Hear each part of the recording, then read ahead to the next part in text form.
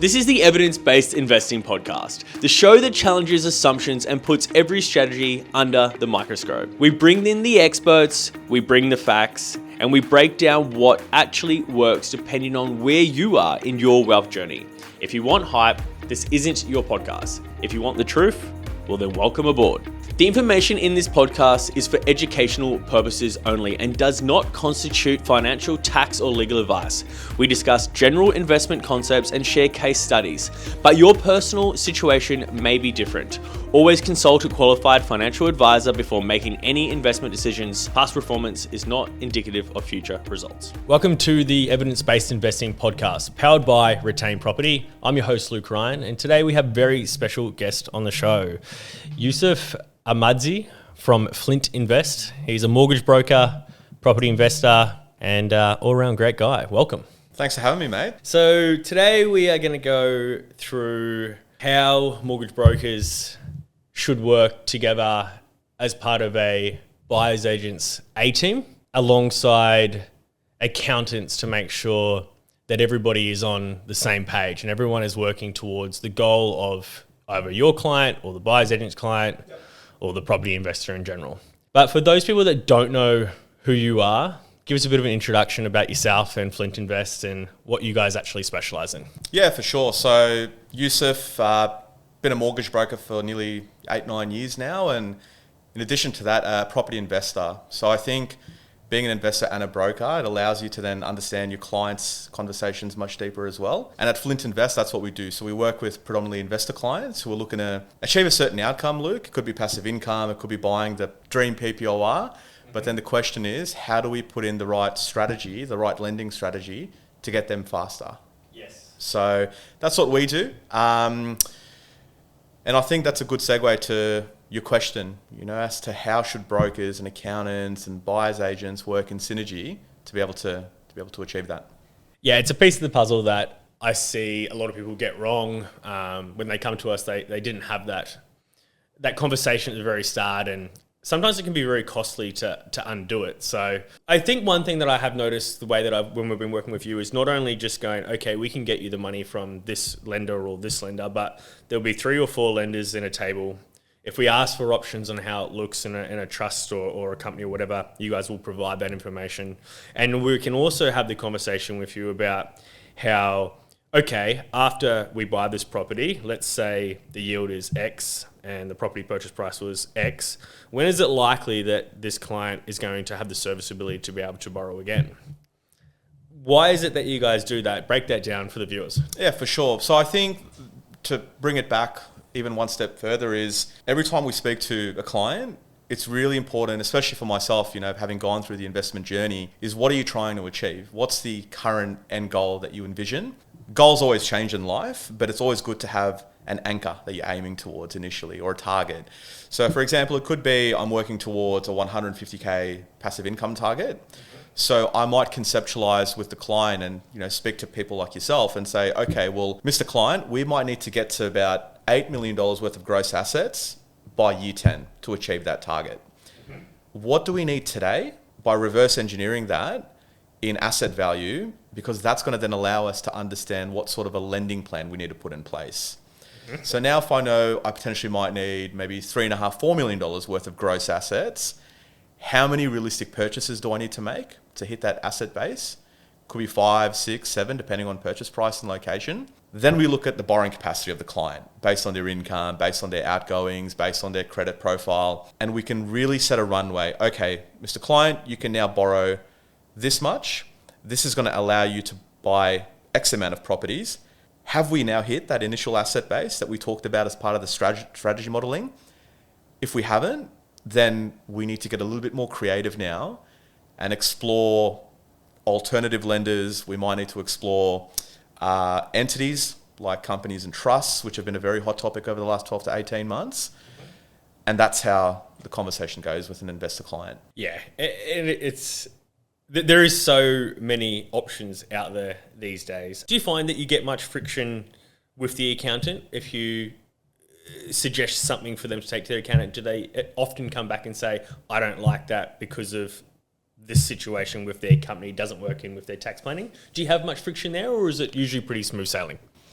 Yeah, I think as a broker and when you're in the position that you're in, you always want to work with other professionals that share the same ethos and values as you. And I think you can have brokers, bankers, accountants, financial planners, but then within that domain, you want them to understand the vehicle in which we're operating with for our clients, which is property. Yes. There's a lot of accountants out there that probably haven't invested in property, or they don't understand it, and they don't understand it as a tool for wealth creation, but their primary objective is to save their clients on tax. Yep.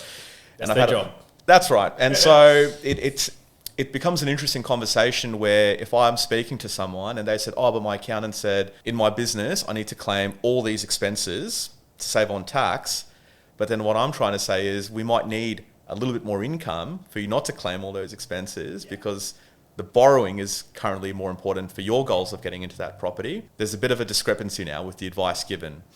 So we always try to have professionals jump on a call together initially. Broker, buyer's agent, accountant, partner of client, everyone needs to be on the same call so that when we're setting the strategy, there's no conversations are easier had and there's no Chinese whispers happening afterwards. That's what we're trying to avoid. Yeah. And getting all the answers to the client, straight away. Like, how does that look from a tax point of view? How does that look from a lending point of view? And making sure, like you said, you guys, everyone understands what the North Star is.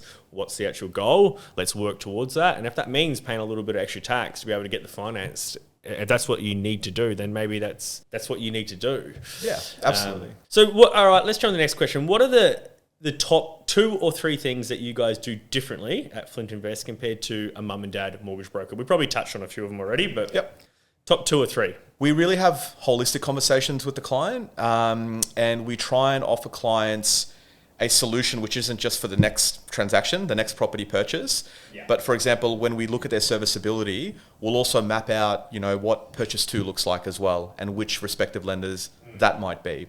We might offer them multiple scenarios and say, for example, Luke, you have maybe 150K saved at the moment and you're looking to buy 2 properties consecutively. We could maybe buy one property for a 20% deposit currently, or we can buy 2 properties, maybe chunking down those deposits into 12%, maybe 6% even, so that you can control a larger asset base. And I think when you give clients a comparative analysis of the 2 and what that means, and then you support that with another phone call, we've been told by clients that they haven't actually had that experience before. And I think that's what they really value, because that's what gives them the education and the peace of mind to execute. And it is such a big decision to make. It's actually, before working with you guys, I did work with some other mortgage brokers, and they didn't give those options. They just said, like, there is other options with some non-bank lenders, but the interest rates are really high, and you just wouldn't want to do that. It's like, well, hang on, how about you give me the option and give me the data, and then I can make the decision. But it just didn't go down that track. So, I think. The options are there. You guys are mortgage brokers. It's your job to give the options out and let us make a decision. And sometimes, Luke, like that might just be asking an extra 2 to 3 questions, as a broker. Yeah. Like, it's what are you aiming towards? Like I said before, is it passive income? Is it you want to buy a house in the eastern suburbs of Sydney? Whatever it is, the more information and intel I have, the better I can try and craft up that strategy for you so that you can get there as fast as possible. It's interesting because when we actually go through the data to try and find the suburb that aligns with the client's brief, knowing when they can buy and what the probability of them is to buy again in 2 years or 3 years. Obviously no one's got a crystal ball, no one knows what the interest rates are going to do moving forward, but you can increase the probability of a better outcome by having that conversation to say, when are they likely to have the serviceability to buy again? We want to then craft the filtering and the weighting of the data that we're looking at through the suburbs, through the tools that we use, to make sure that increase the probability that they're going to grow enough over that 3-year window so they will have enough equity to actually pull out to fund the deposit for the next property.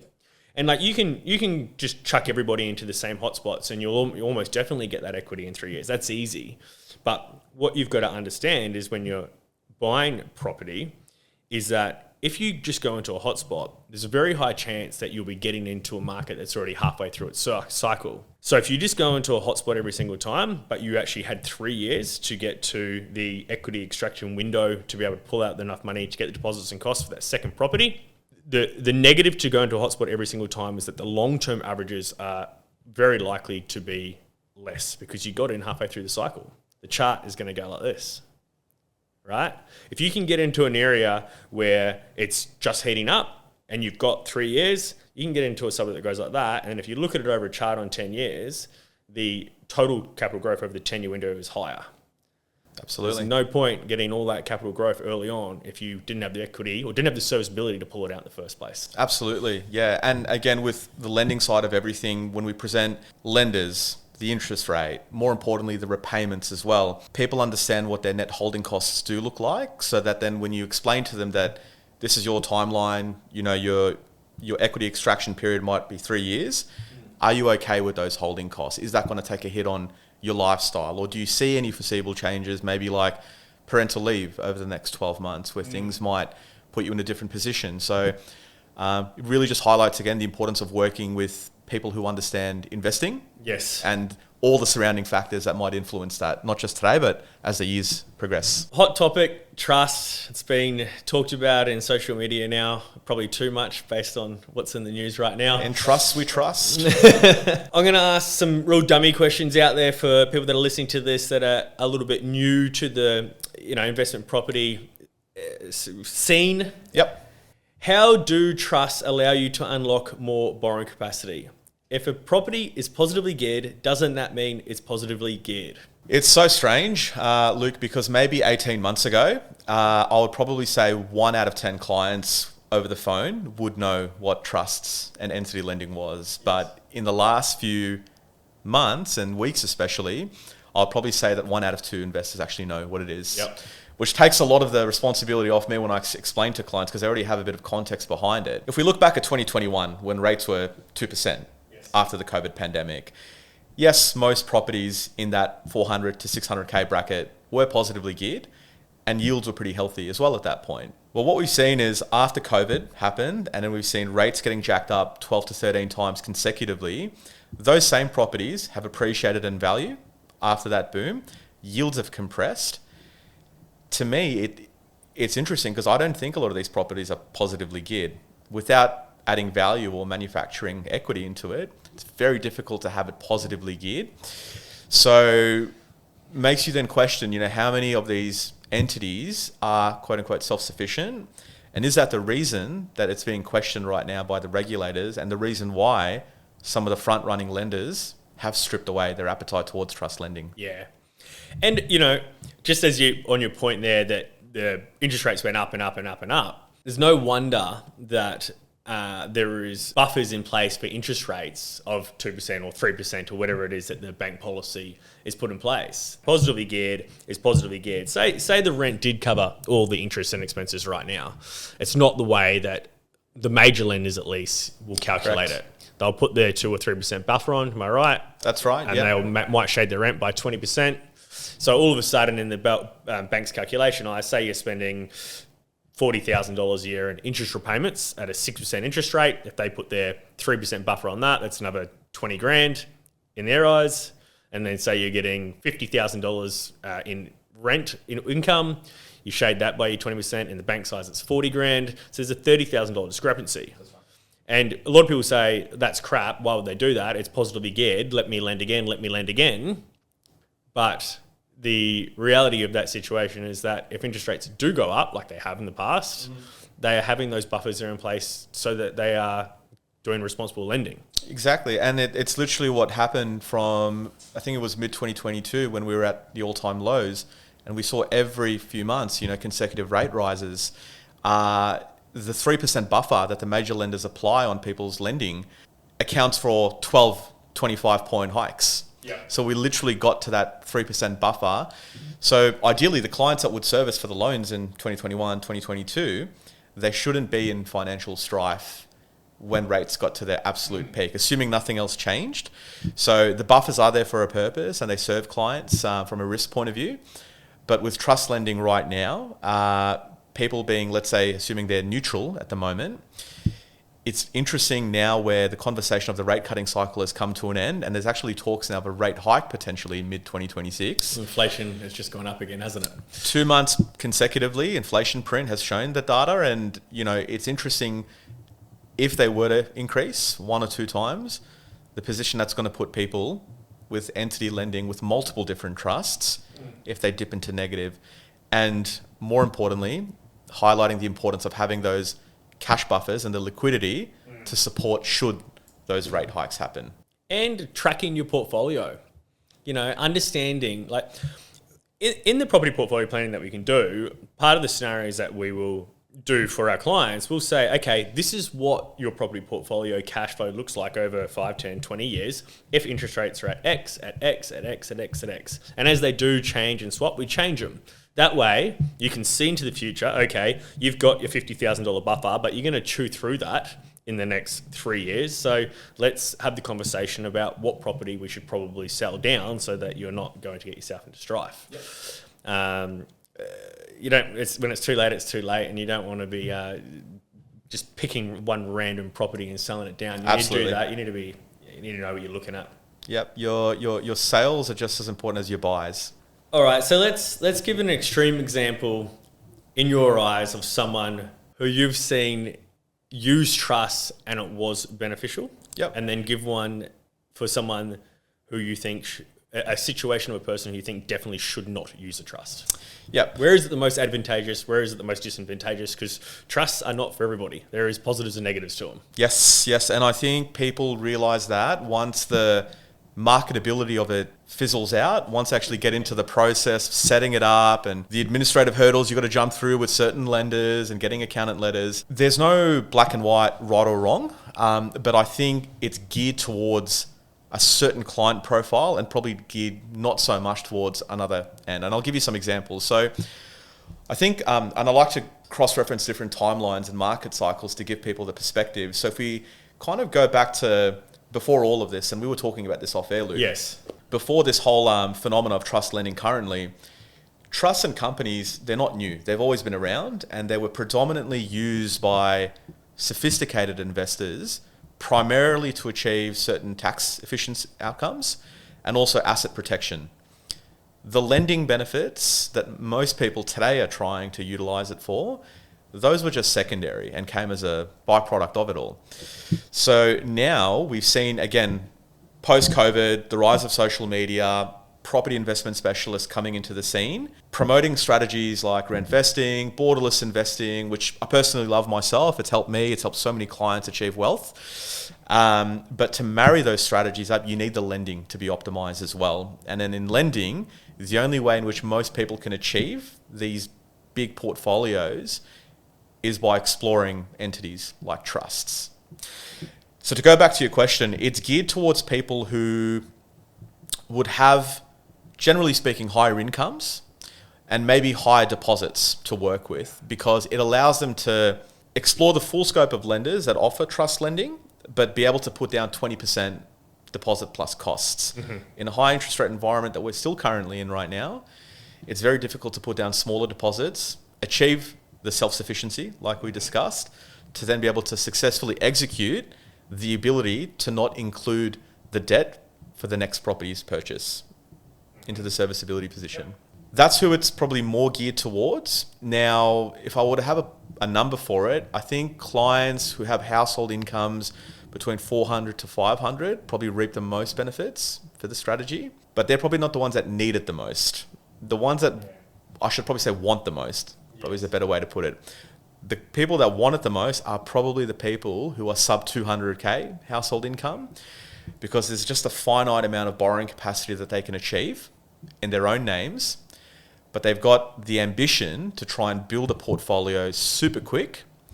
And we find that they usually come with an existing property already in their name that's probably absorbed maybe 50 to 60% of their total capacity. That's when we need to speak to them. Hey, you might want to explore these entities, but keep in mind, you'll need equity releases in the future. You might need, other lending as well. So every time we take that out in your personal name, it might then diminish the borrowing for the next trust purchases. I'll give you a scenario, right? Let's say hypothetical, client came to you, they had $2 million in their account. Okay, they just got an inheritance, but they were on an income of moderate income, say $120,000. Yep. They only wanted to invest in residential It's property. amazing how that's a moderate income in 2025. Yeah. Well, they only wanted to invest in residential property, because I know that you'll probably turn to commercial when I ask this question. Yep. If it was you in that scenario, would you use trusts and make sure that you had hefty deposits in each entity to make them mutually geared so you could spread your serviceability further? Spot on. Absolutely. Yeah. So in that scenario, there's a bigger capital base that we're beginning with. So we have the runway to deploy and chunk it down into multiple 20% deposit and costs. Yep. And just tying back to what we were saying earlier, if we know the client's end goal might be, let's just say 150K passive income. Yep. We know what we need to achieve today, how many assets we need to get to, and a certain asset base. And with that amount of capital already had, we can get there much quicker than someone else who might have to get in for one or two now, wait a few years, get the equity extraction, and then go for numbers 3, 4. So, and you can also, I mean, if you've got that much capital up your sleeve too, you can be strategic about how much deposit you need to put down just to make sure that they are neutrally or positively geared. 100%, absolutely, yeah. And I think it highlights when you have the capital base there, you can take the opportunities and know that there's different options you can explore as well. Leaving money in the offset account to reduce your repayments, paying down debt later on should you need to. So it becomes very beneficial having the capital. A lot of people were hearing about the infinity borrowing from using trust from a 30-second reel, and they haven't got context as some of the cons. I know from a tax point of view, there is your any negative gearing is trapped inside of a trust. You'd have to speak to an accountant about that, but that's my experience at least. What other negatives are there that is not talked about? Obviously, the tax and negative gearing not being applied to your own name, those are some common, I would say, cons. Let's start off with pros. I think for people who are looking to accumulate and acquire properties earlier on in their journey, it becomes beneficial for them because that's what might be the difference between them having 2 or 3 properties, but maybe getting an extra 2 as well, which helps them get to their long-term goals faster. That's an obvious pro. I think something that's probably not as talked about is not surrendering your investor control over to one set of policy or one set of process. We're seeing right now, people buying their first property in a trust, and they've created this long-term plan where they're going to buy all 6 of their properties inside of entities. But just like we've seen in the last 4 to 6 weeks with Macquarie Bank, CBA, St. George came out today actually at the time of this recording, they're pulling out of trust lending. It's completely rocked, some of these clients' mindset thinking, oh my God, this is what I said I was going to do over the next few years. But now all these banks are pulling out of trust lending. So what do I do now? So I think the most important thing is to have a balanced approach, look at your serviceability and what you can buy in your own name, what you can purchase in entities, and just having the best of both worlds and having your broker map out both of those scenarios for you. So speak to a good mortgage broker like yourself. Speak to a good broker. And something which is super interesting for me, Luke, is I'm very big on mindset and personal development. And I've always said that property investing is very character building. There's a lot that you learn saving up your own deposit for your first property, but it's going to require a different version of you to get number 2 and 3, number 4 and 5. Now, if there's someone that's 23 years old who's just finished university and they've got a grad role and they're on, let's say, 70 grand income and they've got their first property purchased in a trust, they might be super smart and understand property investing and hotspots and how to read the data. But I think what we've seen recently is people should also take a bit of that focus on the other levers that support your investing journey. And the biggest one is your income. So if you don't have lifestyle rigidity and there's not too much upside for income growth in your career, that's different, and I completely empathize with that. But I think for the younger crowd, there's periods where you need to shift gears a little bit, and instead of just compressing your timeline down to 2 years and buying multiple properties in entities, we can shift that focus and discipline maybe into career growth or income growth and live in a time where so many things are possible, right? Focusing on that, because if you can double your income, the opportunities that you open up in the lending space is extraordinary. And it's always been the universal lever to boost your position. 100%. Yeah, there's only so much hacking you can do with trust and that, but there's really no replacement for just increasing your income. 100%. And mate, we always see policy changes with, expenses, entity lending like we've seen, the way different, liabilities are assessed and splitting expenses between, married couples. But the only thing that's always been universal in boosting your borrowing capacity is your income. Yeah, make more money. Make more money. Yeah. Okay, so I'm going to finish off one more question. Let's make it quick. I want to talk about lender sequencing. Why does it matter? Like, why can't you just keep using one lender? I understand there's different bank policies. Dive into that a little bit deeper for the listeners at home. Talk about how the buffers will change from one to the other, how DTI might change from one to the other. Briefly touch on the regulation between banks and non-bank lenders, and jump into that for us. Give us a quick rundown. For sure. I'll try and keep it quick because I could talk about this for hours, to be honest. So in someone's property investing journey, lending-wise, there's always two main forces that work with each other that you always need to be mindful of. The first one is your borrowing capacity, which is a function of your income and your outgoings. The second one is your deposit capacity. So how much cash you have or how much equity you have within existing properties. We always want to try as investors to protect both of these because that's going to allow us to keep the needle moving forward. And balance the properties that you buy throughout the process to make sure you're keeping your yields right and your capital growth right. That's right, mate. So you typically look at like an average scenario. The thing people probably don't have initially is the deposit, but they'll have the borrowing. As the journey goes forward, people will have more deposit and equity to work with, but they'll start to run out of their borrowing capacity. So again, it just highlights the importance of making sure we protect that borrowing or we maximize it as much as possible. And the way to do that is to order our lenders in the right sequence so that we can get the most out of it. So to break it down, typically for a client who's looking to build a portfolio, we can start them off with a tier one lender, so maybe one of the major banks. You find that it's very much the same numerically from a borrowing point of view for your first property, whether you go ANZ, NAB. There's obviously different policy quirks depending on employment and income and certain things like that. But for the most part, it'll usually give you the same number. And just quickly jumping in that, the first one you usually go for a major bank because they usually got the most competitive rates. Would that be fair to say? Most of the time they'll have the most competitive rates. Yep. It's also for someone who's just getting into investing a little bit easier to build their muscles around the process and investing. And it's not like the biggest thing in the world, but like internet banking, the ability to have branch support. Sure. That's not the main reason, but the other one is also the way that these major banks apply the 3% buffer on loans. So what that basically means is if the interest rates are currently 6%, the banks won't assess your repayments at a 6% interest repayment.